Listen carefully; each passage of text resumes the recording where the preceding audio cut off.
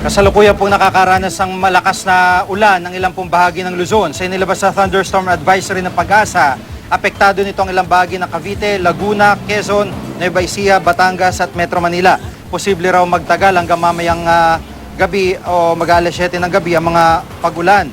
Posible rin itong maapektuhan ng ilang bahagi ng Zambales at Bulacan sa mga susunod na oras. Samantala, nasa West Philippines Sea ang low pressure area na binabantayan ng hensya.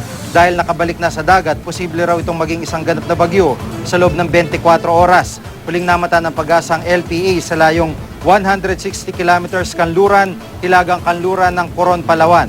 At kung sakali itong magiging ikasampung bagyo ngayong taon at tatawagin sa kanyang local name na Julina. Base sa wind map ng Weather Central, hindi ito inaasahang magtatagal sa loob ng Philippine Area of Responsibility. Pero paigting naman ito ang hanging habagat na siyang magpapaulan sa kanlurang bahagi ng Luzon at Visayas sa mga susunod na araw. Nakapaloob rin sa ang LPA sa Intertropical Convergence Zone na nakakaapekto naman sa Western Visayas at malaking bahagi ng Mindanao ayon sa Pag-asa. Dahil sa mga weather system na ito, inaasahang magiging makulimlim ang papawirin bukas lalo sa Luzon at Visayas.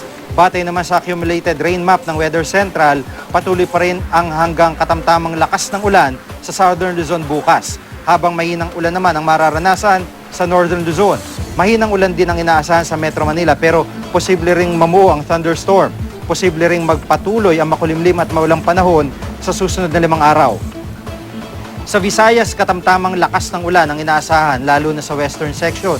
Magiging mas maliwalas naman ang panahon sa malaking bahagi ng Mindanao. Pero posible pa rin ang mga pag-ambon sa tanghali at hapon. At para po sa iba pang update, bisitahin ang GMA Weather webpage, Twitter at Facebook page.